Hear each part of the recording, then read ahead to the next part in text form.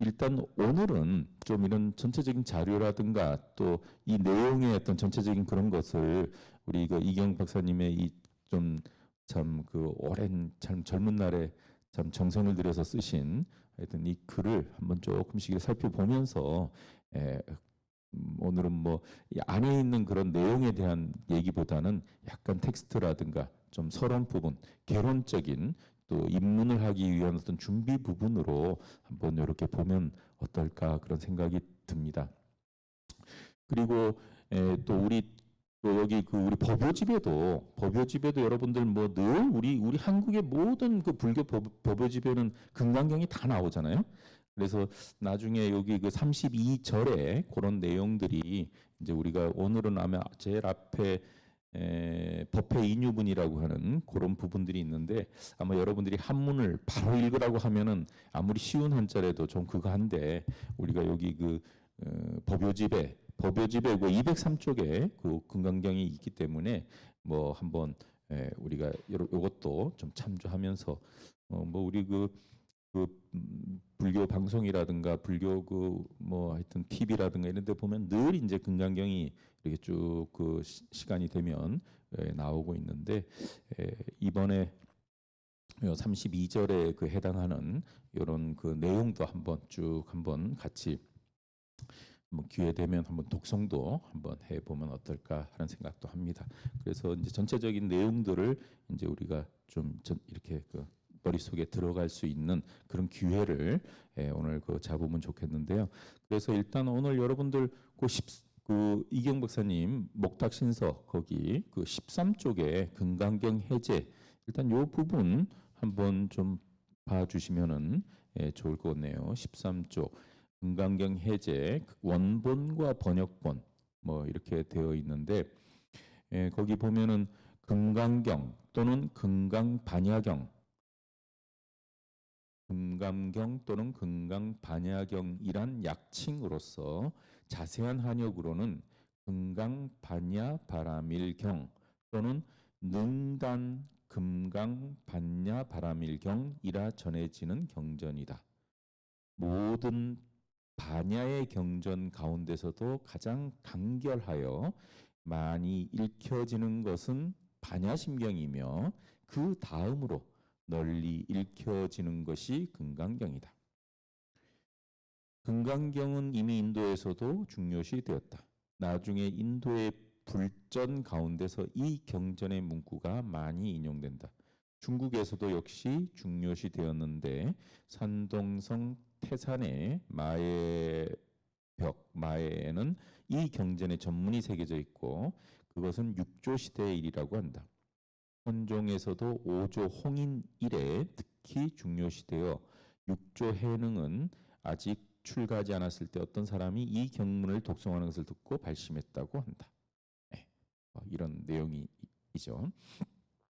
특히 선종의 5조 홍인의 그 밑에서 이제 그 6조 해능이 뭐 그 하여튼 그 막 일도 하고 뭐 제대로 이제 그 대접을 못 받았지만은 하여튼 그 밑에 이제 이렇게 있으면서 홍인의 밑에 있으면서 하여튼 그 있는 중에 그 금강경 이제 당시 많이 사람들이 그 얘기하고 있는 것에 특히 이제 응무소주 이생기심이라는 뭐 그런 글귀를 듣고 아주 뛰어난 그런 어떤 자기 개혁이 그 일어났다고 하는 뭐 그런 내용들이 있어서 특히 이제 금강경은 선종에서 아주 그 중요시 되는 그런 계기가 되었다라고 하는데 어쨌든 이 금강경은 뭐 그 중국 그 한문뿐만이 아니고 뭐 거란어, 여진어 그 당시에 그 중국을 중심으로 하는 많은 그 지역에 하여튼 다 번역이 된 것 같아요.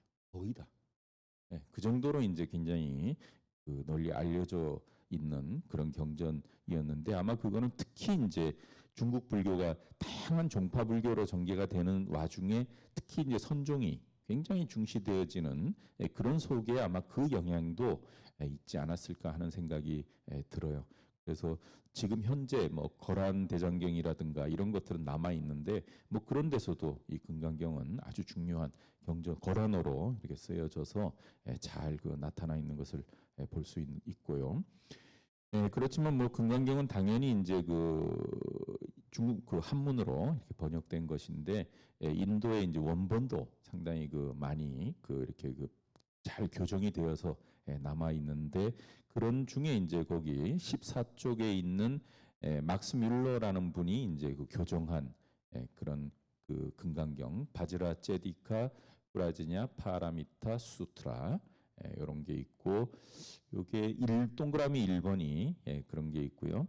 그 다음에 그 동그라미 4번 특히 이제 그 서양 사람으로서는 이 반야경에 대해서 가장 큰 연구를 많이 했던 사람이 그 에드워드 콘즈라는 사람인데 동그라미 4번에 있는 이 에드워드 콘즈 with introduction and glossary 뭐 이렇게 되어 있는 바지라 제디카 프라지냐 파라미타 그 에디션 편집과 번역을 그 이렇게 했다고 하는데 하여튼 이 에드워드 콘즈는 상당히 그 반야경 뭐 금강경 반야신경뿐만 아니라 반야경 전체를 다 그 상당히 그 연구를 많이 해서 우리 동아시아 그 특히 일본에도 그렇고 많이 영향을 그 학문적으로 연구를 그 연구 성과가 많은 영향을 이렇게 받게 된 준 그런 분이 에드워드 콘즈인데 뭐 거기 더불어서 이제 2번, 3번 다 뭐 그이 금강경이 산스크리트어로 이렇게 되어 있는 것들 그리고 여기 이제 이력, 부력, 도격, 이력 이렇게 되어 있는데 아마 우리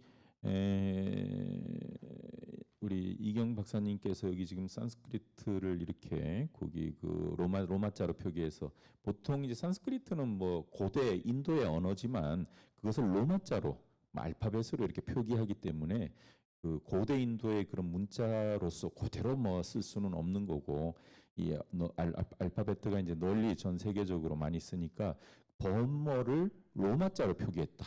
그래서 버머를 로마나이즈했다라고 이제 얘기를 해요.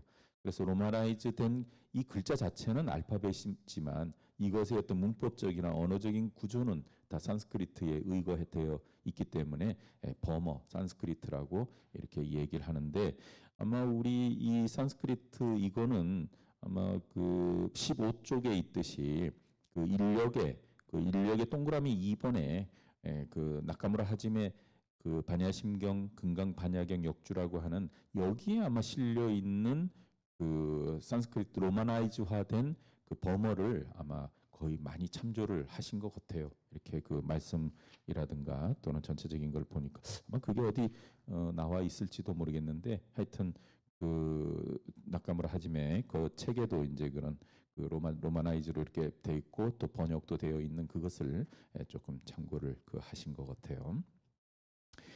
그리고 이제 그 우리 정작 이제 동아시아권에서 이 한문 한역으로서의 금강경의 번역이 이렇게 그 많이 남아 있는 것이 이제 15쪽에 현존하는 한역본 동그라미 1 구마라집 동그라미 2 보리유지 동그라미 3 진제 동그라미 4 급다 동그라미 5 급다 이것도 약간 뭐 같은 책들인데 약간 그 아마 차이가 조금 있는 그런 내용들이고 그다음에 동그라미 6번의 현장 스님도 이게 번역이 되어 있죠.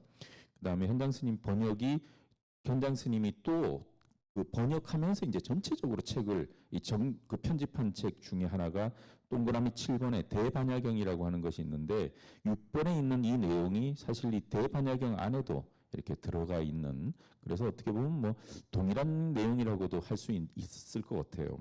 그렇지만 우리가 지금 보는 금강경은 구마라집본인데 현장 스님도 이렇게 그 번역을 했어요. 그리고 현장 스님은 구마라집은 그냥 뭐 제목을 금강반야 바라밀경이라고 이렇게 번역을 했는데 현장 스님은 앞에 그 바지라 제디카라는 그 산스크리트를 정확하게 번역하는 의미에서 능단이라는 말을 이렇게 붙였어요.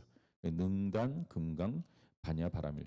그래서 산스크리트어는 바지라 제디카라는 말이 이게 능이 모든 것을 다 잘라낼 수 있다라는 그런 뜻이기 때문에 이게 이제 그 능단이라는 말이 들어가면 이게 그 산스크리트의 그 뜻을 아주 더 세밀하게 이렇게 그 반영하면서 번역된 그런 건데 현장 스님은 이제 그런 것까지도 해가지고 능담, 금강 반야바라밀경 이렇게 했는데 구마라집을 이제 능단 뭐 이런 게 아니라 그냥 금강 반야바라밀경 이렇게 썼죠. 그래서 이런 것도 이제 한번 우리가 이제 내용에서도 이렇게 살펴보면 내용에서도 보면은 뭐 기본적으로는 하여튼 구마라집의 번역은 아주 유려하고 아주 깔끔하고 아주 문학적이고 아주 이런 데 비해 보면 현장 스님은 정확하고 글자 한자 토시조차도 정확하게 다 번역을 해서 양이 굉장히 틀려요. 언뜻 봐서도 현장 스님의 그 번역본하고 이 구마라집의 이 번역본하고 이 전체적인 양이 똑같은 부분에 그 법회 인유분이라든가 32절의 각각의 부분을 보더라도 엄청난 차이들이 그 있는 것을 알 수가 있어요. 근데 그게 이제 뭐 내용적으로 완전히 차이가 있는 건 절대 아니고 다 같은 내용인데도 불구하고 현장 스님은 정확하게 이제 번역을 하다 보니까 좀 내용이 길어졌고 그 이 구마라집의 번역은 아주 간결하게 뭐 예를 들어서 여러분들 그 칠력 한문 칠력 대조라고 되어 있는데 그 제일 앞부분 그 437쪽에 그 내용이 이제 지금 그 금강경 한역본에 대한 그런 내용이 거기 있고 그다음에 438쪽에 그 한역본 전체를 이렇게 이제 그 서로 비교 이렇게 했는데 뭐 첫 번째는 좀 그렇다 치지만 440쪽 두 번째를 보면은 언뜻 봐서도 양이 좀 상당히 차이가 있죠. 맨 그 왼쪽 맨 위에 라자 써져 있는 게 이게 구마라집의 번역이고 오른쪽에 맨 위에 그 440쪽 요게 뭐 딱 펴서 이렇게 지금 잘 이렇게 대조적으로 잘 돼 있어요. 그래서 440쪽의 맨 상단에 그 왼쪽에 상단에 있는 구마라집 번역하고 441쪽에 상단에 있는 현장 번역하고 요게 이제 대표적으로 현장 스님과 구마라집이지만 그 사이에 뭐 보리유지라든가 또는 의정 스님의 번역이라든가 이런 것들이 이제 서로 이렇게 비교해서 볼 수 있는 그런 자료이기 때문에 실제 이제 금강경을 진짜 좀 뭔가 이렇게 좀 깊이 있게 보는 그런 텍스트로서는 요 한칠력 대조는 상당히 그 참 좋은 그런 비교를 알 수 있는 좋은 자료라고 할 수가 있어요. 그래서 여기 이제 뒤에 이렇게 가다 보면은 아주 중요한 부분에서 현장 스님하고 이 구마라집이 어떻게 그 산스크리트를 번역을 했는가 하는 것들이 아주 일목요연하게 탁탁 나오는 것이 있어가지고 아마 앞으로 조금 재미있는 그런 내용이 될 것 같아요. 그래서 여기 지금 그 목탁신서에 거기 15쪽에 있는 한역본의 요거가 거의 뭐 지금 이 한칠력에 나오는 430 맨 앞쪽에 있는 그 칠력 대조 뭐 이거 하고 이제 거의 같이 매치가 이렇게 되는 거죠. 그래서 여러분들 이렇게 이제 금강경도 한역본이 사람들에 의해서 또는 시대적인 그런 차이에 의해서 이렇게 번역이 다양하게 이루어졌다는 것을 잘 그 이해해 주시고 그렇지만 그 많은 번역본 중에도 특히 현장 스님 번역이 아니라 이 구마라집의 이런 번역이 가장 동아시아에서 어떻게 보면 이제 대표적인 그런 경전이 독송용 경전으로 정착되었다는 것. 그래서 뭐 그 우리 동아시아 불교는 뭐 하도 이제 그 중요한 텍스트들, 중요한 경전들은 사실 구마라집이 번역한 것이 굉장히 많아요. 그래서 어떻게 보면 참 구마라집의 그 불교 뭐 이렇게도 얘기를 하는데 그런데 이제 중요한 유마경이라든가 이런 금강경이라든가 중요한 것은 구마라집이 이제 그렇게 한 거를 또 보는데 반야심경은 현장스님 거를 또 이렇게 보.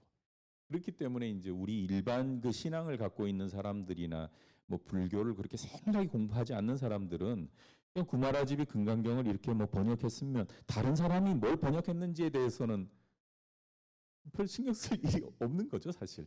뭐 현장이 정확하게 번역했다든가 뭐 달리 번역했다 이런 것들은 사실 신앙적인 면에서는 구마라집의 그것만 충실하게 독송하면 되는 걸로 뭐 그렇게 되어 있는데 실제는 이제 이렇게 많은 그런 텍스트들이 그 경전에 이렇게 있다고 하는 거, 대장경 안에. 그래서 지난번에 이제 저도 그 반야신경도 현장스님 것만 그게 아니고 구마라지 것도 있지만 대본 반야신경도 5개나 되어 있기 때문에 이제 그런 비교를 해서 진짜 그게 이제 정확하게 이렇게 이해될 수 있으면 상관이 없는데 그 지금 읽고 있는 그런 경전들이 뭔가 이렇게 문제가 있다거나 조금 더 이렇게 새롭게 이해되어야 될 필요가 있는 그런 내용들이 있다고 한다면 또 그런 내용들이 이제 다른 번역에 이렇게 실려 있다면 이제 그런 것들을 좀 이렇게 고민을 해야 되는 것들이 어떻게 보면 이제 저희 불교를 연구하는 그런 입장에서는 뭐 기본이 되어질 수밖에 없기 때문에 뭐 그런 입장에서는 이제 이렇게 좀 비교를 좀 해보는 뭐 이런 입장도 이제 갖고 이렇게 하는 겁니다. 그래서 여러분들이 그런 것들은 잘 이해를 해 주시면 좋겠고요. 그래서 여기 그 목탁신서의 그 15쪽, 그 다음에 16쪽에 이런 내용들, 그 다음에 그 17쪽에 가보면은 뭐 영역, 그 다음에 부분 영역, 그리고 그 밑에 이제 이외에도 뭐 코탄, 티베트, 몽고, 만주본, 그 아까 말했던 거란본 뭐 이런 것들이 이 금강경으로서는 다양한 그 번역본들이 그 있었다고 하는 것. 그래서 금강경이 특히 이제 동아시아에서는 중국만이 아니라 중국의 그 주변 지역에서도 굉장히 그 중요한 역할을 했다 하는 그런 입장들을 일단 좀 이해해 주시면 좋겠고요. 그리고 이제 18쪽으로 와서 이 원래 금강경은 이제 뭐 하나의 경전인데 이것이 워낙 이제 많은 사람들한테 중요시 되다 보니까 그리고 또 많이 읽다 보니까 이제 내용적인 이런 구분들이 어떻게 보면 우리가 보통 뭐 장절 뭐 이런 거 구분하듯이 이 내용적인 구분이 좀그 아주 그 보는 눈이 뛰어난 이런 사람들한테는 아마 가능했던 것 같아요. 그게 이제 이 양나라 소명태자가 이 금강경을 이제 이렇게 보고 그 내용에 따라서 32개의 이런 어떤 그 분과로 나뉘고 그 각각의 분과의 내용을 이제 이름을 이렇게 붙여가지고 제1 법회 인유분, 제2 선현 기청분 이런 식으로 해서 마지막에 응화 비진분까지 이렇게 32개로 나누었는데 그래서 모든 우리 우리 한국에서 나온 것뿐만 아니라 거의 뭐 일본이든 중국이든 거의 요런 장절 32개의 요 장절에 따라 가지고 이렇게 구분을 해서 그 내용을 이해할 수 있도록 그렇게 되어 있어요. 그래서 여러분들 뭐 여기 한번 보실래요? 거기 우리 법요집 203쪽에 보시면 요 한번 우리 확인 한번 해보시죠. 여기 203쪽에 금강반야 바라밀경 그래서 법회 인유분 제1 그다음에 선현기청분 여기 선현이라는 이 선현 혹시 누군지 아십니까? 여기 밑에 장로 수보리가 수부티잖아요. 수부티 산스크리트로. 근데 이거 한문으로 뜻을 옮기면 이게 선현이에요.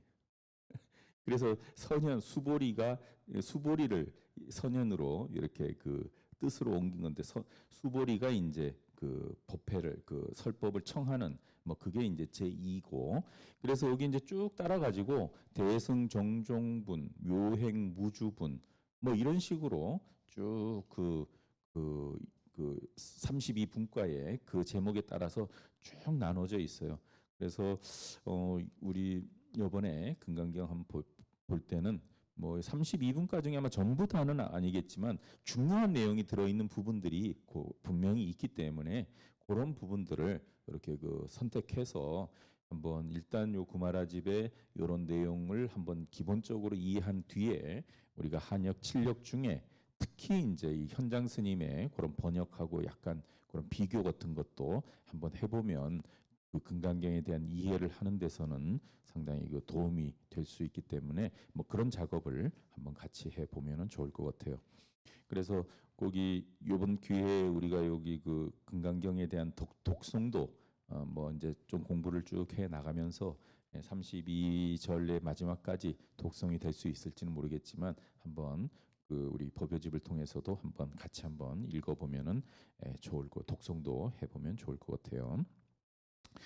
예, 그리고 이제 거기 우리 목탁신 이경 박사님 책에 20쪽에 역사적 사회적 배경 뭐 이런 얘기들이 있는데 요거는 앞부분이 조금만 그 읽어보면 재미있을 것 같아요.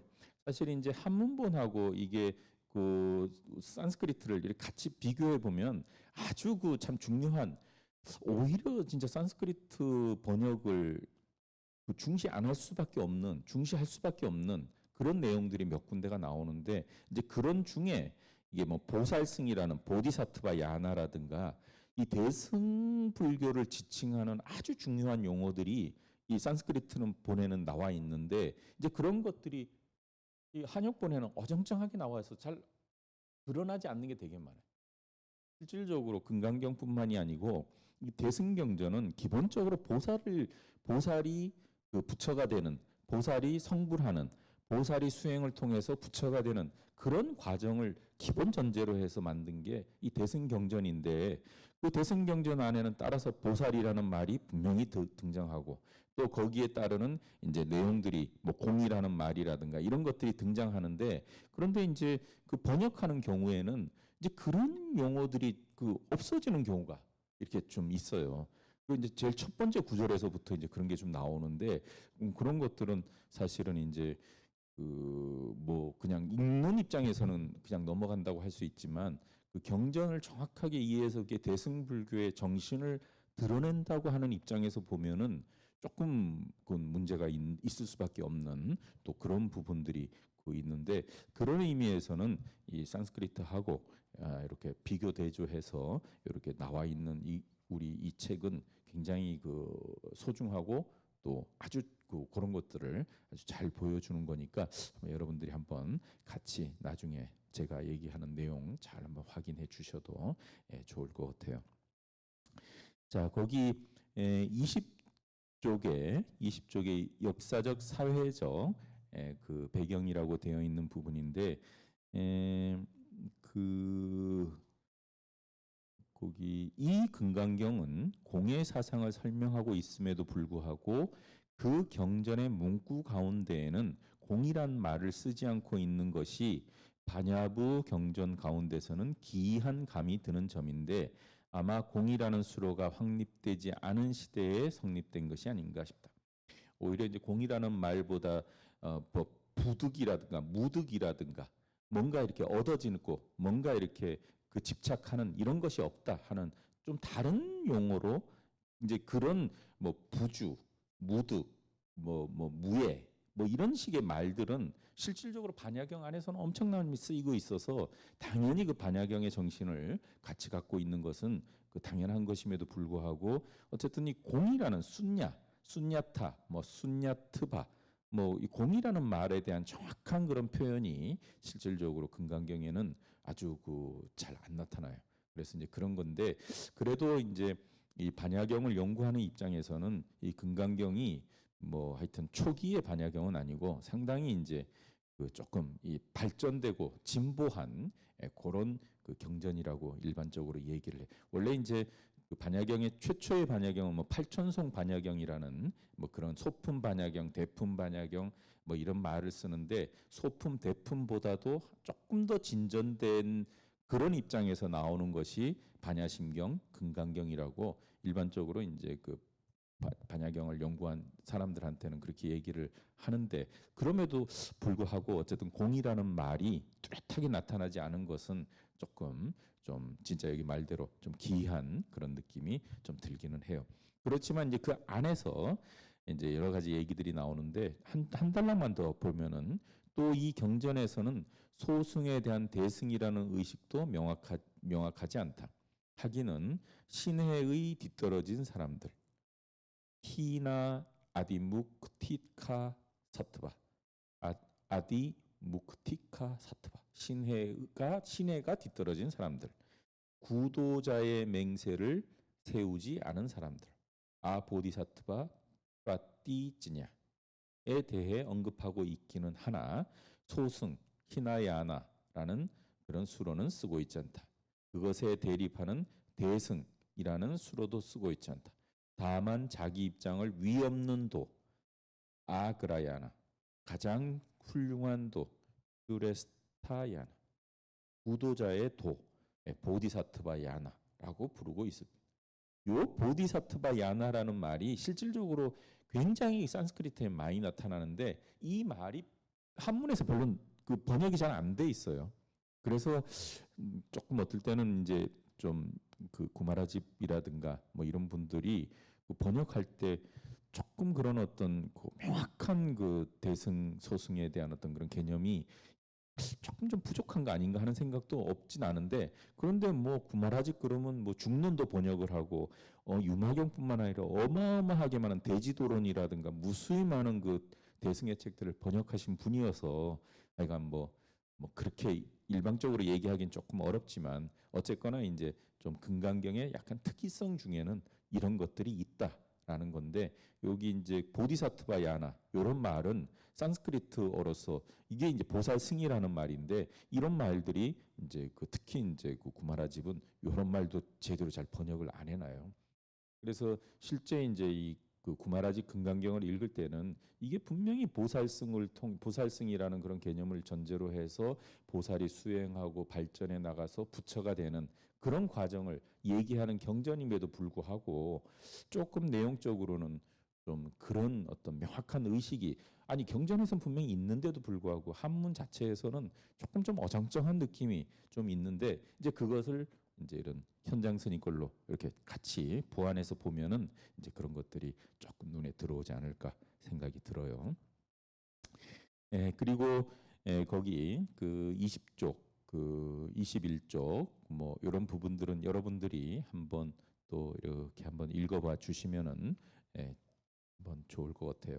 22쪽, 23쪽 아마 요거는 뭐 우리 그 이경 박사님께서 그 젊은 날 아주 그 참 최고의 그런 그 많은 자료를 전제로 해서 하여튼 정리하고 이렇게 그 아주 그 신경 써서 쓰신 글이라고 생각이 들어요. 그래서 한번 읽어주시면 좋겠고요. 그래서 이제 24쪽으로 넘어와서 여기 이제 그 금강경의 그런 어떤 그 금강경은 도대체 뭘 얘기하려고 하느냐 하는 그런 내용들인데, 아마 요거는 나중에 이제 우리가 그 본문의 내용들을 조금 더 이렇게 하나하나 살펴보면서 좀 이해하고 나서 다시 한번 이렇게 보게 되면 아마 확실하게 이렇게 뭔가 느낌이 지금 올 텐데, 아마 지금 이렇게 보기에는 좀 양적으로는 조금 소략적인 것 같아요. 그렇지만 제일 핵심적인 내용들이 아마 담겨 있을 것 같으니까 요거는 일단 여러분들이 한번 읽어봐 주시는 걸로 하고, 나중에 다시 한번 저희가 기회 되면은 여기로 와서 한번 읽어보는 걸로 그렇게 하고요. 그 다음에 이제 여기 그 25쪽 하단에 보면 인도에 있어서의 금강경 연구, 또 중국에 있어서의 뭐 주석들 이런 것들이 엄청나게 이렇게 많이 있고, 또 이런 것들이 대다수가 이제 그 대장경 안에 이렇게 들어 있어요. 그래서 이제 이런 것들도 사실 연구를 해야 되는데, 우리 한국계 그 불교계, 우리 한국 불교가 이 금강경의 불교임에도 불구하고 사실은 여기 지금 26쪽에 있는 그 인도에서 금강경 연구라고 하는 여기에 지금 쭉 1부터 6번까지 이렇게 나와 있는 이런 그 텍스트들에 대한 연구가 생각보다는 그렇게 많지는 않은 것 같아요. 예. 그 6번에 있는 까말라 신라의 그런 금강경 그 주석서는 아마 제가 알기로는 우리 그 양승규 선생님이 그 티베더로서 막 이렇게 번역도 하고 아마 그랬던 것 같은데, 여기 지금 그 1번, 2번, 3번, 4번, 5번 관련해서 금강경에 대한 그런 어떤 일종의 주석서라고도 할 수 있는 이런 텍스트들에 대한 내용은 사실 아마 별로 그렇게 연구를 제가 본 적이 없는데, 사실 이것도 엄청 중요한 거죠. 이 유식, 우리 뭐 동아시아 불교의 가장 중요한 사람이 어떻게 보면 현장 스님도 있고, 또 이제 동아시아 불교에는 용수, 그 다음에 유식의 세친 이렇게 되어 있는데, 그 세친의 친형이 무착인데 무착이 쓴 책 능단 금강반야 바람일다 경론 송이라는 금강경에 대한 주석서가 이렇게 되어 있는데, 요거를 바탕으로 해서 또 천친이란, 이 천친이 세친이거든요. 그러니까 세친이 또 책을 금강반야바라밀 경론이라는 이런 책을 써요. 근데 뭐 저도 조금은 그 뭐 논문을 하나 쓴다고 보긴 봤지만 전체적으로 이게 그 이 주석서들을 아주 뭐 잘 살펴본 것은 아니어서 제가 조금 더 앞으로 기회 되면 연구는 해봐야 되겠다 싶은데 어쨌든 이러한 주석서들이 이렇게 한문으로 번역이 되어서 우리 대장경 안에 있다고 하는 것들도 상당히 중요한 거고 또 이제 금강경의 중요성에 비해서 이런 주석서들도 한번 좀 살펴보는 것도 필요하지 않을까 생각은 들어요. 그래서 요거는 이제 인도에서 이렇게 그 인도에서 주석서로 쓰여진 것을 한문 이제 번역을 해서 대장경에 넣은 것이고 그다음에 이제 26쪽에 있는 듯이 중국에 있어서의 그 주석서들 중국의 주석서는 뭐 엄청 아마 여기 이게 다는 아닐 것 같은데 하여튼 27쪽에 있듯이 뭐 수나라 천태대사 그 지의부터 해서 길장 삼론종의 길장 뭐 해가지고 그 규기 뭐 하여튼 무수히 많은 사람들이 금강경에 대해서 이렇게 책을 썼고 또 뭐 우리 한국에서는 뭐 여러분들이 잘 아는 금강경 오가해라고 하는 그런 텍스트들이 있어서 저도 이제 요번에 그 뭐 예전에 사놓은 거를 다시 한번 이제 앞으로 보면서 혹시 중요한 부분들이 있으면 그것도 한번 소개를 해드릴까 했는데 어쨌든 금강경 오가해라는 게 다 우리 한국 분이 쓴 게 아니고 하여튼 중국에서 쓰신 분들 중에 우리 한국 불교에 가장 큰 영향을 준 그 몇몇 분하고 이제 그 득통 하머 득통인가요? 하여튼 그 몇몇 분들의 이 금강경에 대한 해석을 5개 해석을 이제 이렇게 해서 금강경 오가해라는 그런 이름으로 우리 한국에서는 많이 통용이 되고 또 이제 당연히 이제 우리 한글로 이렇게 번역이 되어 있어서 금강경 이해에 도움을 주고 있는 그래서 그런 걸 이제 저도 뭐 하여튼 참고해 가면서 이렇게 좀 여러분들한테 말씀을 드릴 생각이에요. 그렇게 해서 이렇게 이제 그 우리 이경 박사님의 그 앞부분 해제 부분은 뭐 이렇게 한번 훑어보고 또 뒤에 다시 한번 이렇게 살펴볼 그렇게 놓으면서 오늘은 일단은 여기 법회 인유분의 그 내용을 한번 조금 이렇게 한번 살펴보면은 조금 이게 이제 그 산스크리트 본하고의 어떤 그런 관계에서도 뭔가 이렇게 좀 이게 좀 뭔가 이렇게 느낌이 오지 않을까 싶은데 그런 얘기들을 한번 같이 얘기를 나누고 싶네요.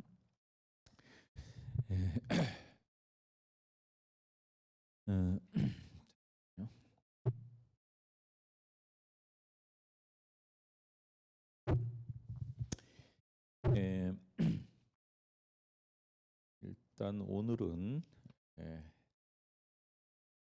앞부분의 해제 부분하고 오늘은 아마 여기 법회 인유분하고 그 선현 기청분하고 하여튼 이 지금 금강경이 설해지는 금강경을 왜 이렇게 좀 말씀을 해 주십사 하고 부처님한테 이 수보리가 얘기하는가 하는 그런 내용들의 내용을 조금 한번 살펴보면 아마 오늘은 되지 않을까 하는 생각이 드네요.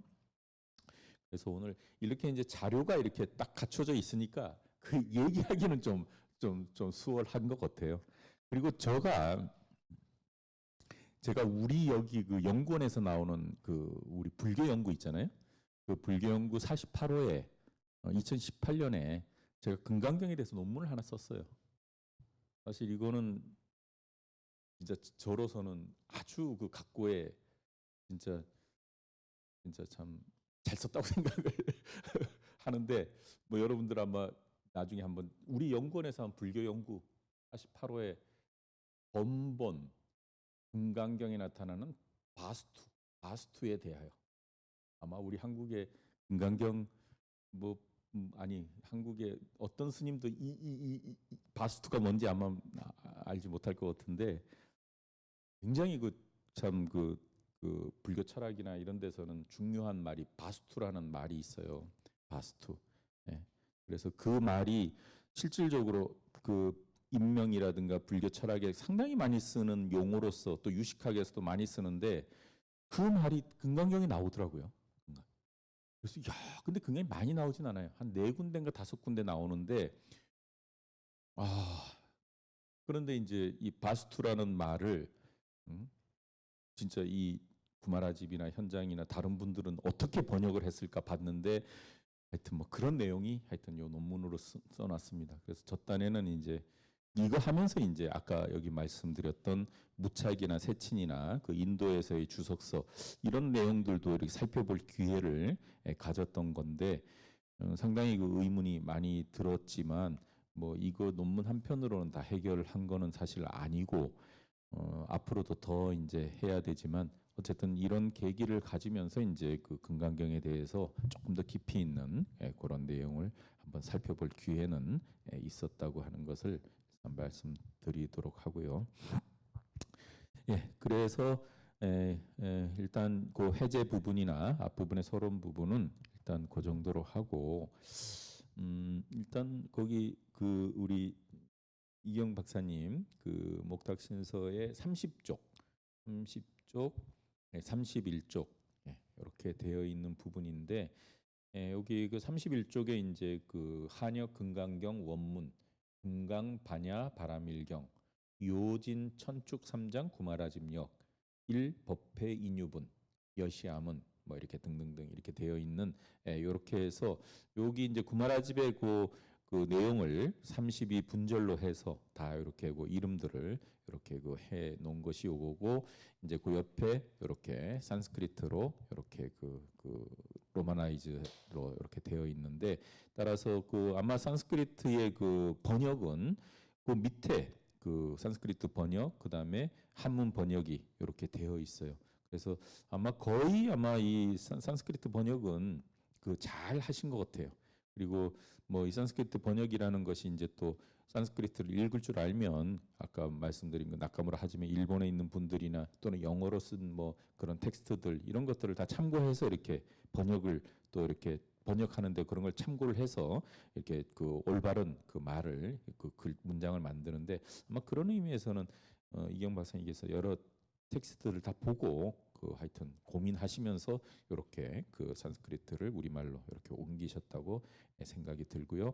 그리고 이제 당연히 이제 한문본은 뭐 이런 번역이 많이 있으니까 당연히 이제 이렇게 됐는데 오늘은 이제 거기에 더불어서 거기 그 현장본이라든가 특히 저는 뭐 개인적으로 의정 스님이라는 이 분을 굉장히 그 아주 그 중시 안 할 수 없는 사실 이 의정 스님도 그 현장 스님 이후에 한 700년대, 750년대쯤에 그 인도에 그 여행 뭐 구법승으로 인도에 가셔가지고 하여튼 그 인도에서 그 당시 사정에 대한 얘기를 많이 보면서 일종의 뭐그 현장 스님에게 대당서역기라는 그런 여행기가 있다고 한다면 이 의정 스님은 그 남해 귀기 내법전이라고 하는 아주 중요한 그런 여행기가 있어요. 그래서 거의 8세기, 9세기 그 인도에서의 그런 불교계 현황을 알 수 있는 그런 텍스트가 그런 일종의 여행기 겸 또 그런 어떤 견문기라고 할 수 있는 그런 걸 쓰신 분이 이 의정 스님인데 이 의정 스님 번역이 저는 뭐 개인적으로는 또 왜냐하면 이 현장이라든가 또는 이 그 구마라집이 조금 이렇게 놓치고 가는 그런 데 대해서 이 번역을 아주 정확하게 해놓은 게 있어가지고 개인적으로는 또 그런 의미에서 좀 중시를 하고 있는데 뭐 이제 저희들이 뭐 산스크리트가 있다고 해서 산스크리트를 그대로 뭐 읽고 이렇게 하는 건 아니고 일단 한문본을 이렇게 보면서 그 산스크리트에서 제가 좀 이렇게 얘기할 수 있는 내용들을 조금 이렇게 하면 좋을 것 같아요. 특히 여기 법회 인유분이라고 하는 여기에서도 굉장히 중요한 내용이 있어요. 가령 예를 들어서 여러분들 지금 이제 뭐 하여튼 내용으로 들어가도록 그렇게 하겠는데 일단 법회 인유분 30 그 주교재 우리 목탁신서 우리 이경 박사님 그 31쪽에 그 한역 금강경 원문에 뭐 내용이 있죠. 한문 있고 밑에 번역본을 보면은 법회 인유분 이와 같이 내가 들었노라. 한때 부처님께서는 사위국의 기수국고도원에서 큰 비구들 1250인과 함께 있었다. 이렇게 읽으면 여기에 보살이 있어요. 1250인의 비구들 큰 비구들 1250인과 함께 있었다. 없죠. 보살이 없잖아. 근데 대승경전에서는 보살 집단이 등장하지 않는 경전은 없어요. 모든 대승경전은 다 보살 집단. 기본적으로 전통적으로는 비구, 비구니, 비구 승단, 비구니 승단, 뭐 우바이, 우바세 이렇게 등장을 하지만 이 대승경전에서는 비구, 비구니, 우바이, 우바세 외에 보살 승이 등장해요. 보살 상가라고 하고 보살 중이라고도 얘기하고 보살들의 이름으로서 이렇게 나열되는 경우도 있는데 지금 여기 한글 금강경에만 보면은 없잖아요. 이와 같이 내가 들었노라. 한때 부처님께서는 사육의 기수국고도곤에서 큰 비구들 1250인가 함께 있었다. 그리고 그 뒤쪽에 가봐도 그때 세종께서는 식사 때가 돼서 사위국으로 들어가서 탁발하고 돌아오셨고 돌아오시고 나서 이제 수보리가 설을 설법해 주십시오 하고 했는데 지금 거기 뭐 쭉 뭐 앞으로 볼 예정이지만 보살이라는 말이 잘 안 등장하지 않죠. 그리고 이제 20선형 기청분의 두 번째 가보면 뒷부분에 39쪽에 여기 이제 보살이라는 말이 등장을 이렇게 하고 있는데 이 보살들은 도대체 그러면 어디 있던 사람들을 보살이라고 이렇게 얘기하는 건지 사실 이게 앞부분에서 보살이라는 말이 크게 나타나지 않은 속에서 뒤에 이제 보살이라는 말이 나오기 때문에 이게 앞부분에만 보면은 갑자기 이게 보살이 등장하는 거에 대한 이해가 사실 이게 좀 어정쩡하거든요. 근데 여기 한번 보세요. 31쪽에 그 법회 인유분에 이 한문 경전이 지금 그랬고 그 옆에 산스크리트 본을 한번 보시면 그 산스크리트 본에 보면은 우리 그 이경 박사님 번역하신 거 제가 들은 바에 의하면 어느 때 스승이 1250명이나 되는 많은 수행승들 그 다음에 여기에 이제 많은 구도자 이렇게 가로를 써놨는데 많은 구도자 훌륭한 사람들과 더불어 슈라바스티시의 제타숲 이게 기수국고도곤인데 제타숲 고독한 사람들에게 음식을 주는 장자의 뜰에 머물고 계셨다. 사실 이런 거 보면은 이 기수국고도곤 이렇게 한마디로 탁 해버리면 오히려 이게 기수국고도곤이 그 사실 어떻게 보면 이게 사람들이 머무는 그런 동산의 일종의 정자 같은 데거든요. 승원이거든, 승원. 그래서 원래 그 기타태자, 제타태자가 그 왕자의 그 왕의 그 아들인 왕자가 소유하고 있었던 그 정자를 그 수자타인가요? 하여튼 장자가 사가지고 부처님한테 기증을 한 그런 어떤 건물인데 그 이름이 이제 기수국고도곤으로 한문에서는 이렇게 나왔는데 그걸 이제 이렇게 풀어서 쓰다 보면은 제타숲 고독한 사람들에게 음식을 주는 장자의 뜰, 장자의 뜰 여기까지가 사실 기수국고도곤에 해당하는 말인데 이렇게 해놓으면은 사실 조금 이해하기가 좀 그렇죠. 근데 여기 한번 보세요. 그 1250명이 되는 많은 수행승들 그 다음에 많은 구도자 훌륭한 사람 한번 뒤에 그 주 3, 4번 한번 찾아보실래요? 뭐라고 되어 있을까요? 이게 상당히 중요한 내용이거든요. 이게 이제 이 원문에는 있는 내용인데 왜 이렇게 가로를 쳤을까? 아마 여기 그 구마라집의 번역본에는 나오지 않아서 아마 이렇게 괄호를 치지 않았을까 싶은데 주 3, 4번 혹시 페이지가 어떻게 되나요?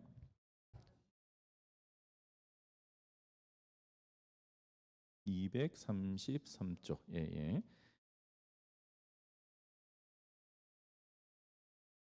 여기에 구도자 233쪽에 여기서 괄호를 친 이유에 대해서는 이 내용만 보면은 조금 알기가 쉽지 않네요. 구도자는 당연히 이제 보디사트바의 번역이고 한문 한역에서는 보살이라고 음사했고 뭐 보살 마하사트바니까 대사 그다음에 개사라고 번역한다. 이렇게 되어 있어서 용어 설명은 되어 있는데 그다음에 이제 훌륭한 사람이라고 하는 것은 마하사트바라는 말이고 마하살 위대한 사람, 훌륭한 사람 뭐 그런 뜻인데 이 용어는 그렇지만 여기 괄호를 이렇게 친 이유 이거는 산스크리트 본에는 있는데 한문 본에는 없어서 아마 이렇게 했을 거예요. 근데 산스크리트 본에는 여기가 있거든요. 산스크리트 본에 그 30쪽에 에밤 마야 슈르탐, 에밤 마야, 요게 이제 여시아문인데요. 에까스민 사마에 바가반 슈라바스티암 비하라티스마 제타바네 아나타 핀다 다시아 아람의 마하타 빅슈 상게나 사르담 아르다 트라요 다샤빌 빅샤 샤타 이히 쌈바훌라이스 짜. 그 다음에 여기 밑에 보디사트 바이르 마하사트 바이. 이 보디사트 마하사트바란 말이 이게 등장을 하는 거예요. 이 말을 대승경전에서는 뭐 보살중이라는 말로도 쓰고 보살상가라는 말로도 쓰고 또는 이제 뭐 여러 또 다른 대승경전에서는 보살 그냥 이름으로 계속 이렇게 나열을 하는. 그래서 이 대승경전 초기 앞부분에는 반드시 비구승단하고 보살 집단이 같이 등장을 해요. 보살 집단이 등장을 하고 있는 거예요. 산스크리트에는.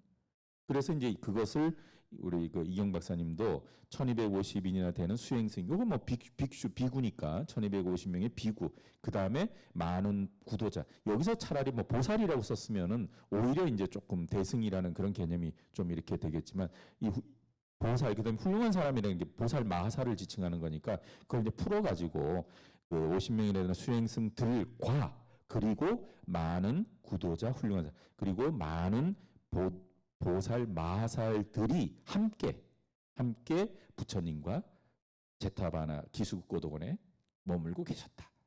이렇게 이제 그 반야심경 산스크리트 본에서는 설명이 돼야 되는데 지금 이렇게 하여튼 되어 있는데도 불구하고 하여간 이 그 구마라 집에서는 그 보살이 없는 거예요. 기수고도원에서 큰 비구들 1250인가 함께 계셨다. 이렇게 딱 단정을 내버리는데, 자, 요거 한번 보실래요? 여기에 그 한역 칠력을 한번 조금 봐주실래요? 한역 칠력을 보면은 지금 법회 인유분이 요거는 맨 앞부분이고 조금 더 뒷부분이 있는데 요거는 조금 뒤에 다시 보더라도 일단 1250인 구 하는 그 구마라 집에 그 보살이라는 말을 번역 안 하고 여대 비구 중 1250인 구 딱 그렇게 끝냈는데 다른 판본은 어떻게 되어 있나 한번 볼까요? 그 438쪽에 지금 그 맨 왼쪽에 있는 게 요게 이제 구마라 집의 그 내용이고 그 다음에 이제 거기 그 맨 왼쪽에서 그 옆에 있는 거 넘버 237, 넘버 237 요거는 그 진천축 3장 진제역. 진제라는 분이 대승기신론 번역하신 분이잖아요. 아주 그 동아시아에서는 참 불우한 인생을 겪으신 것으로 우리가 이렇게 알고 있지만은 아주 중요한 그런 어떤 대승기신론 포함해서 섭대승론이라든가 중요한 텍스트들을 그 번역을 하신 분이 진제인데 어쨌든 이 진제 스님도 이 번역본을 이렇게 남기신 거예요. 그래서 여기도 이렇게 하여튼 그렇고 그 다음에 그 밑에 236A, B 이렇게 되어 있는 것은 여기 보리유지라는 분의 그런 텍스트예요. 보리유지라는 분. 그래서 보리유지의 그 텍스트를 보니까 두 번을 번역했더라고요. 금강경을. 그래서 아마 236A가 이게 두 번째 번역이고 236B가 이게 첫 번째 그 번역인 것 같아요. 그 다음에 그 439쪽에 여기 그 238번이라고 하는 넘버 238번 요거는 급다라는 사람이 이제 급다라는 분이 이제 번역을 한 건데 뭐 이것도 상당히 그 산스크리트를 이 한문으로 이렇게 막 풀어가지고 해서 이건 한문하고는 관계가 없고 오히려 이제 산스크리트하고 이 비교해서 오히려 이제 이걸 보고 산스크리트를 복원한 뭐 그런 연구도 있을 정도로 조금 한문하고는 조금 차이가 있지만 어쨌든 뭐 금강경에 대한 그런 내용이어서 이렇게 지금 올려놨고요. 그다음에 439쪽에 그 위에 오른쪽 위에 220-9라고 하는 요게 이제 현장 스님의 그 번역이고 예, 요거는 이제 요거는 제9 능단 금강 제9 능단 금강분. 이건 대반야경에 이제 이렇게 그 담겨져 있는 내용이고요. 그다음에 그 하단에 있는 거기 239. 요게 이제 의정 스님의 당나라 의정 스님의 번역인데 자, 한번 요래 보면은 참 공교롭게 대부분 다 1250인 구하고 다 끝나버려요. 그래서 그 구마라집도 요래 보면은 여시아문 일시불제 사위국 기수고독원 여대비구 중 1250인 9 이렇게 끝나버리고 그다음에 현장스님 것도 그래요. 현장스님 거. 그래서 현장스님도 여시아문 일시 바가범 제 신라벌 주 서다림 극고독원 이 다 똑같은 말인데 기수국고독원을 이렇게 좀 번역을 이렇게 한 거죠. 신라벌 슈라버스 때 사위국이라는 것을 음을 그대로 따가지고 이렇게 한 건데 일시 바가범 제 신라벌 주 서다림 극고독원 여 대 필추 중 1250인 구. 그 현장스님은 비구라고 절대 안 써요. 현장스님은 필추라고. 필추. 똑같은 빅슈라는 말을 그 구마라집은 비구라고 번역을 했는데 현장스님은 그걸 필추라고 그렇게 번역을 하고 비구니 할 때도 필추니 이런 식으로 해서 아마 현장 이 구마라집하고 차이를 이렇게 두고 있어요. 그리고 현장스님도 1250인 구하고는 없죠. 보살이라는 말이 없는데 여기 밑에 그 의정스님 거 한번 보실래요?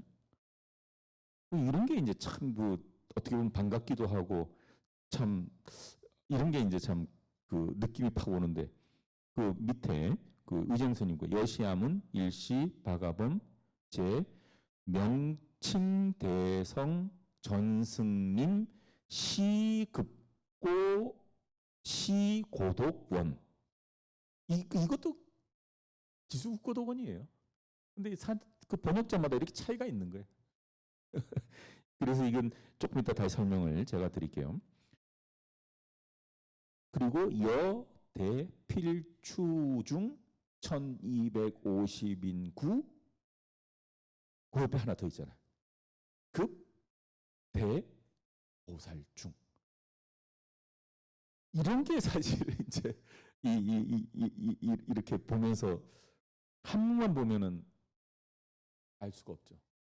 한문만 보면은 그 위대한 구마라집도 보살이란 말을 쓴 적도 없고 하물며 더 위대하다는 현장 스님도 보살이라는 말 쓴 적이 없는데 왜 의정 스님은 보살중이라는 말을 그렇게 썼을까?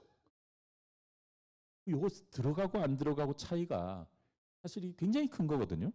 근데 그렇지만 이제 원문이 남아 있는 거에 보면은 마찬가지로 보디사트바, 마하사트바 요걸 이제 이렇게 대보살중이라는 말로 이렇게 표현을 했고 이게 있어야 사실은 수보리가 보살들한테 또는 보살로부터 뭔가 이렇게 그 보살이 더 나아가는 수행의 길을 이렇게 얘기할 수 있는 근거가 되는 건데 또 지금 현 이 구마라집 판본에서는 그냥 1250인 구로 딱 끝나버려요. 근데 이런 거 아마 문제를 갖고 있는 사람 별로 없을걸요. 다른 건데 사실 제가 그 대승불교 그것도 막 우리 그 연구원 그 우리 이경 박사님 그 영향이라고 뭐 해도 괜찮은데 하여튼 저는 그 보살에 대해서 지금도 그렇고 앞으로도 그렇고 하여튼 그 인도 대승경제에 나오는 보살 집단이 구체적으로 어떤 사람들로 이루어져 있고 보살 집단이 어떤 수행을 했고 어떤 그 보살 집단이 어떤 성격을 갖고 있는가 이런 것들이 경전에 다 나와요. 실질적으로.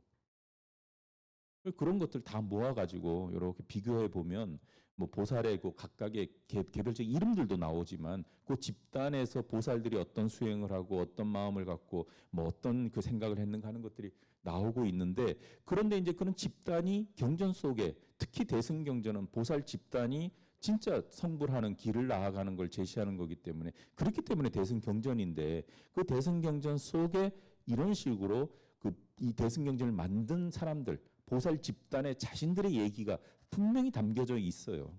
그리고 그게 다 나와 있는데 이 금강경은 이 첩벌에 보면은 여기는 그런 게 없잖아요. 그래서 이제 이런 것들은 뭐 진짜 여차하면은 전통적인 비구들을 위한 그 경전 아니냐라고도 보여줄 수 있는 소지가 사실 있는 거죠. 그런데 뒤에 가면 다 보살 얘기잖아. 실질적으로 다 여거는 비구들에 대한 그런 그게 아니고 다 보살들에 대한 얘기거든요. 그래서 이제 그런 것들이 여기 가보면 이제 보디사트바 야나라든가 뭐 보살 승을 그 타고 부처가 되는 이 보살들이 어떻게 이제 어떻게 수행해야 돼 이런 게 나오는데 이런 개념들이 없으면 이게 굉장히 모호한 거죠.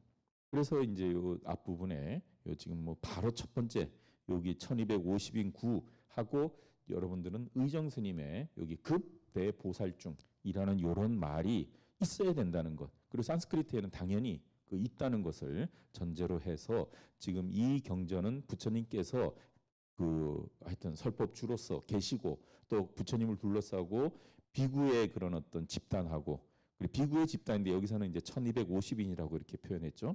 그다음에 비구의 그런 무리들 1250인하고 그다음에 이제 보살들의 무리들이 부처님 앞에 부처님 둘러싸고 지금 계신 것을 일단 머릿속에 넣고 이렇게 이해를 하면 보살의 집단의 대표로서 비구의 집단 대표로서 수보리하고 또 보살 집단의 그런 어떤 대표로서 또 사람들하고 이런 거량이 이루어지는 건데 이런 앞에 뚜렷한 그게 없으면 이 좀 애매해지거든요.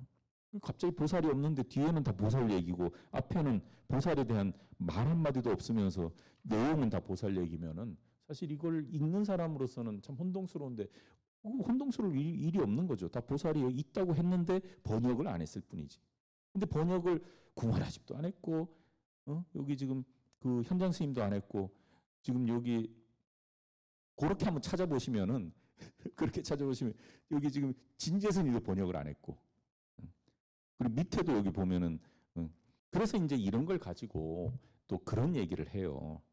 이것도 뭐 어차피 학문적인 얘기니까 어쩔 수 없는데 저는 하여튼 모든 대승경전은 기본적으로 보살이 등장하는 것을 다 확인했다고 생각을 하는데 실질적으로 이제 이 경전을 이렇게 이제 문헌적으로 연구하는 입장에서는 하물며 구마라집도 현장도 이 보살이란 말을 안 썼는데 이 말이 현장 스님이나 구마라집이 번역할 때는 이 말이 없었다.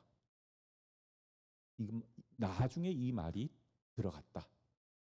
그런 식의 얘기를 하는 사람도 있어요. 그래서 산스크리트 자체가 처음부터 완벽하게 텍스트로서 딱 정해진 게 아니라 산스크리트도 시대에 따라서 용어가 조금 바뀐다거나 또는 첨삭이 되었다. 이렇게 얘기를 하는데 근데 저는 이제 대체적으로 그런 입장은 조금 뭐 받아들이긴 조금 어렵고 가장 대표적인 스스로 대승경전 대승 집단이라고 자임하는 그 집단이 이 대승경전을 만들면서 우리들 대승불교를 그 리드하는 보살이 어떻게 삶을 살아야 되는가를 어떻게 보면 이제 그 이전에 아함경이라든가 그 이전에 이제 그 역사가 있으니까 아함경 같은 데서는 절대 보살이 등장하지 않거든요. 다 비구, 비구니, 우바세우. 그럼 보살이 등장할 일이 없는 거죠. 근데 대승불교가 일어나서는 보살이 주역이 되고 보살이 실질적으로 이제 그런 어떤 불교의 어떤 그 리더로서 역할을 하는 그런 것이 대승경전이면은 그 안에 어떻게든 보살 얘기가 들어가야 될 테고 또 그런 것들이 모든 경전에서 보면은 특히 제일 앞에 여시아문 이 부분에 보살 집단이 있어요. 다 있어요. 그런데 하물며 이 금강경도 이 금강경의 최초의 금강경이 최초에 만들어진 것이 아니고 뭐 8천송이니 뭐 8천 소품 대품 8천송 2만 5천송 10만 송 뭐 이렇게 역사적으로 있는데 이 금강경은 그거보다도 더 이후에 만들어졌다고 하는 그런 경전이기 때문에 그런 경전 속에 보살이란 얘기가 없을까? 당연히 있어야 되는데 앞부분에는 없고 안에는 엄청 많죠. 그랬을 때 저는 이런 것들을 의도적으로 이 구마라집이나 현장 스님이 뭐 별 신경 안 쓰고 뭐 구마라집도 이렇게 번역했으니까 그냥 그거는 뭐 무시하라 아마 그러지 않았을까 하는 생각도 좀 들어요.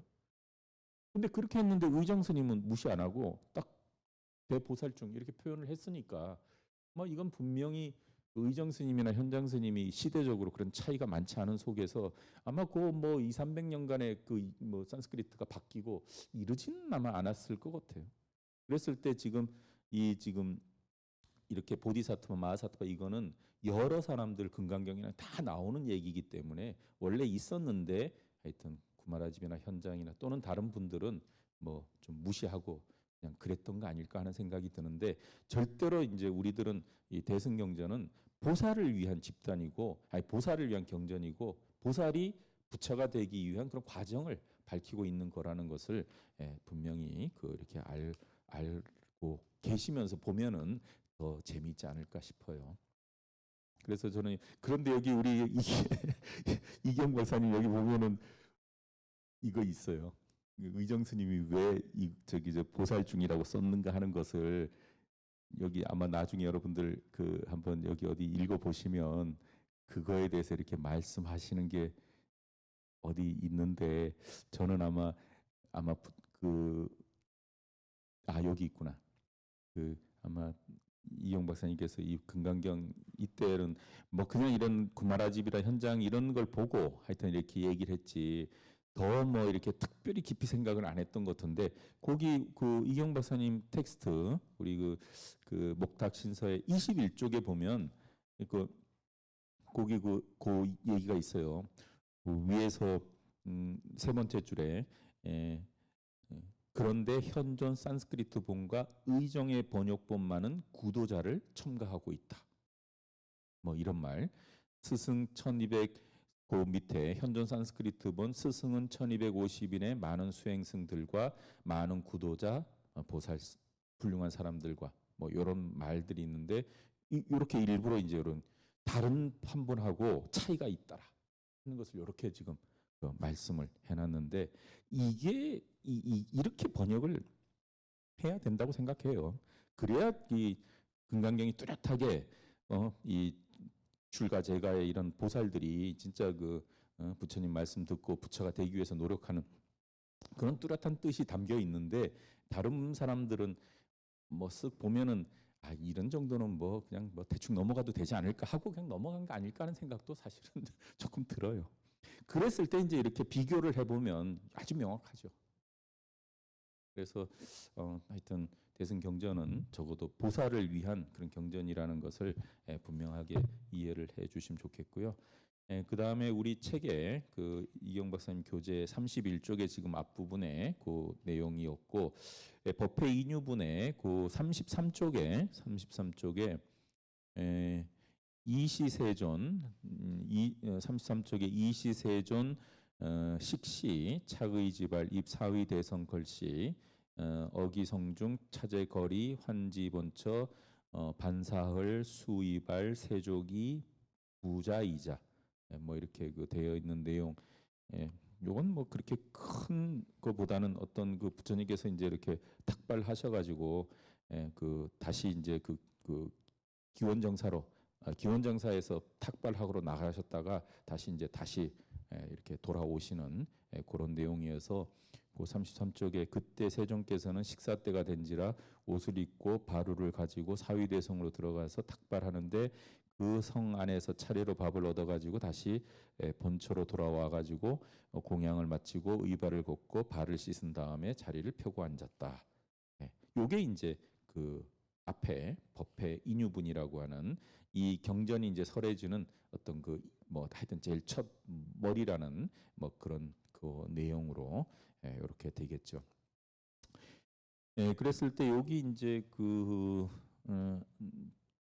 거기 우리 법요집에 거기 법요집은 오히려 한문보다는 우리 한글이 아주 크게 돼 있어 가지고 읽기가 한글을 이렇게 보면 되는데 한글 한번 요 같이 한번 읽어볼래요? 203쪽에 금강경 법회 인유분 제1 여시아문 한글 한번 쭉 한번 한자로 된 그 여시아문 일시불 요 한번 같이 한번 읽어보실까요?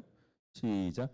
여시아문 일시불 뭐 나중에 이제 이런 계속 우리 지나간 것들을 한번 이렇게 쭉 읽으면은 또 독송용으로는 좋을 것 같은데요. 여기 뭐 한자라는 개념에서 보면은 여기 맨 밑에 있는 반사흐리라는 거, 요거 뭐 이게 밥식자도 되고 밥사자도 이렇게 음이 두 개가 있는 것 같더라고요. 그런데 책에 보면은 이걸 식자로 반식흐리라고 이렇게 또 쓴 사람도 있고. 또 이게 흘자가 또 글자로 발음이 나는 경우도 있어요. 그런데 어쨌든 우리 전통적인 그런 어떤 그 독송 우리 불교계에서는 뭐 반사흘 이렇게 이제 읽는 이런 거는 뭐 그냥 참고로 해주시면 될 것 같아요. 밥을 먹는 것을 반사흘. 밥 먹는 것을 마친 뒤에 옷을 걷어서 옷을 정리하고 발을 씻고 자리를 펴고 앉았다. 이렇게. 예. 그래서 이게 이제 법회 인유본 내용인데, 자 오늘은 여기 하나만 더 뭐 요거는 이제 그 앞부분에 서론의 내용이니까 그렇게 하고 이제 여러분들 여기 그 여대 비구중 1250인 9 여기 뒤에 좀 이 보살도 있어야 되는데 뭐 이런 생각 좀 드시잖아요. 보살 여대 여기 있는 것처럼 급대 보살중 이렇게 있었으면 이 지금 그 부처님 자리가 보살과 비구들이 같이 있구나 이런 생각을 할 수 있는데 사실 그게 굉장히 중요해요. 이게 왜냐하면 대승불교의 실체가 뭔지가 지금 굉장히 이게 말이 많거든요.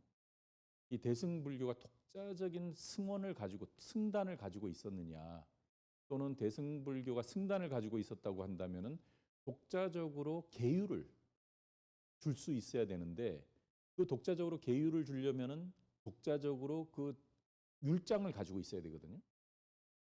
지금 그런 거 이런 걸 해서 막 지금 비교해서 지금 뭐 하여튼 많이 얘기되는 거는 그 대승교단이 독자적인 율장을 갖고 독자적으로 그 대승교단으로 이렇게 출가해 가지고 그 대승에 있는 그런 스승들이 보살들이 머리를 깎아서 계율을 주고 이렇게까지는 밝혀지지 않은 것. 그런데도 불구하고 이런 대승 경전은 어마어마하게 많고 또 이런 대승 이 보살들에 대한 얘기는 많은데 그럼 이 사람들은 출가보살도 있고 제가보살이 있는데 출가보살은 그럼 어디에 있었느냐? 이제 그런 것들을 우리가 그 특히 여행기 현장 스님의 그런 대당 그 서약기죠. 이제 그런 걸 통해서 이렇게 보면은 뭐 그런데도 그런 게 나와요. 이 설일체 유부의 그러니까 전통적인 부파 불교죠. 그런 설일체 유부의 사람들이 있는 승원에 보살들이 함께 있었다. 그런 얘기도 나. 그런데 완전히 그 독자적인 보살의 승가로서 이런 독자적인 자기 율장을 갖고 독자적인 어떤 그런 입장에서 뭘 했다라는 것까지 이렇게 얘기하기에는 좀 부족한 게 있어가지고 그런데 어떻게 그러면 이 지금 금강경뿐만이 아니라 무수히 많은 그 동아시아에 전래된 지금 이 대장경 안에 거의 뭐 한 5천여 권 되면 한 2,500권, 2천 반 이상이 대승경전이거든요. 그걸 만든 사람들이 분명히 있고 만들려면은 시간도 투자해야 되고 또 만들려면은 필사를 하기 위해서는 뭐 종이에 해당하는 뭐도 있어야 되고 또 그걸 만든 사람들이 또 누군가가 이렇게 밝혀져야 되는데 공부를 안 한 사람이 글 쓸 수는 없잖아요. 근데 그런 것들을 지금 뭐 문화적인 관점, 사상적인 관점에서 막 이렇게 찾아보면 답하기 어려운 게 되게 많아요. 그럼에도 불구하고 어쨌든 대승경전은 지금 어마어마하게 많이 있는데 우리가 뭐 잘 아는 법화경, 화엄경, 정토경, 반야경 그럼 이것들이 어떤 한 집단에서 다 만들었느냐 그렇게도 얘기할 수 없죠. 그리고 반야경 같은 것만 해도 거의 뭐 한 500년, 600년 거의 넓게는 한 1000년 이상의 이게 그 경전 만들어진 그런 것들을 살펴보면 분명히 이게 초기고 이건 밀교 이후고 뭐 이런 것들이 다 등장을 하는데 그런 것들이 지금 굉장히 미스테리한 것들이 상당히 많아요. 근데 그냥 경전 읽고 이해하는 그냥 그걸로 그냥 이렇게 받아들인다면 뭐 그런 것까지 신경 안 쓰고 그냥 읽고 이걸로 내 마음에 뭐 안심을 이렇게 그 갖게 되면은 뭐 상관은 없지만 뭐 이렇게 얘기했을 때 여기 지금 금강경 안에서는 그 1250인의 비구들이 이렇게 있었다고 하면은 그럼 보살들은 그럼 없는 거죠. 요 경전에 한해서 보면. 근데 뒤에 가면은 계속 보살 얘기를 하는 거예요. 수보리가 보살 얘기를 하는 거예요. 그럼 그런 게 이제 앞뒤가 잘 안 맞는 거지. 그랬을 때 이제 이런 보살 집단이 명확하게 이렇게 등장을 하고 또 이제 법화경 같은 데서는 특히 이제 그런 보살 집단은 뭐 어떤 사람들이고 뭐 하여튼 그런 게 잘 나타나고 그런 것들 설명을 잘 하고 있어서 그런 것 전체적으로 보면은 뭔가 이렇게 되는데 어쨌든 간에 이 대승불교에 대한 연구가 어마어마하게 많이 이루어졌음에도 불구하고 아직도 지금 이렇게 문제가 제기되고 있는 부분들이 있어서 특히 지금 이런 보살중이 있느냐 없느냐 이런 말을 번역했느냐 안 했느냐 이런 것들은 굉장히 미묘한 부분인데 아마 이런 미묘한 부분을 우리 한국 불교에서 예민하게 받아들인 사람이 있었을까요? 없었을 거예요. 그래서 제가 아까 여기 이경 박사님이 그 보살중 그런 얘기 할 때 제가 이제 이거 보고 또 제가 뭐 다른 논문들도 좀 써서 이경 박사님도 이 의문을 가졌다. 다른 데는 없는데 왜 여기만 있는 거야? 근데 산스크리트 본에는 있잖아요. 그러니까 이런 것들이 이제 어떻게 보면 구마라집이나 현장이나 다른 분들에 대한 존중은 일단 전제하고 존경은 하는데 왜 이 말은 이렇게 있고 산스크리트에 있는데 이게 없는 이유는 뭘까? 아마 그런 거에 대해서 고민하셔서 아마 그 앞에 글을 그렇게 쓰지 않았을까 싶어요. 근데 굉장히 중요한 내용이죠. 여기서 보살이 있다고 전제 딱 앞에 보살이 있으니까 보살 중이 있으면은 이제 얘기는 다 되는 거예요. 그러면은 그 보살 중들도 그러니까 출가 보살이죠. 출가 보살. 보살 중에 있는 사람들도 같이 탁발을 가는 거예요. 그래서 실제 이제 대승경전 이런 것들 보면은 관세음 보살이라든가 이런 분들이 그 부처님하고 같이 탁발을 가요. 그런 텍스트들이 있어요. 근데 거기만 그 보살만 있는 게 아니라 비구들하고 같이 어울려서 아침에 이렇게 가서 탁발을 하고 오는 그런 것들이 이제 보여지는데 여기도 보살 집단이 있었으면은 부처님이 사위고 성에 들어갔을 때 그 뒤따라 그 비구들도 따라 들어가고 또 보살 집단도 같이 이렇게 해서 그 탁발하고 돌아와서 이제 자리를 펴고 앉았고 그 앉은 속에 이제 비구, 보살 이렇게 다 이제 자리를 하고 그렇게 있는 거죠. 그런데 이제 그때 그 이제 오늘 여기까지 한번 보시죠. 그 우리 그 이경 박사님 그 책에 35쪽에 선현기청분이라고 하는 그래서 일단 여기 그 법요집에 요걸 한번 보실까요? 법요집에 조금 뭐 내용이 긴 것 같아도 좀 넘어가는 건 넘어가고요. 일단 법요집에 거기 그 선현기청분에 그 우리 한글로 되어 있는 요 부분들 한번 쭉 한번 한번 같이 읽고 한번 그 해석이라든가 이런 내용을 한번 같이 같이 보면 좋을 것 같아요. 아이고 여기 보니까 여기 중요한 얘기 또 있구나. 자 여기 한번 203쪽에 선현기청분 시 장로수보리 한글 한번 같이 한번 읽어볼래요? 자, 시작. 오늘 여기 들어가지 말죠. 왜냐하면 여기 지금 안욕따라 삼맥 삼보리라는 말 있잖아요. 사실 이 말이 없어요. 산스크리트에는. 그래가지고 이게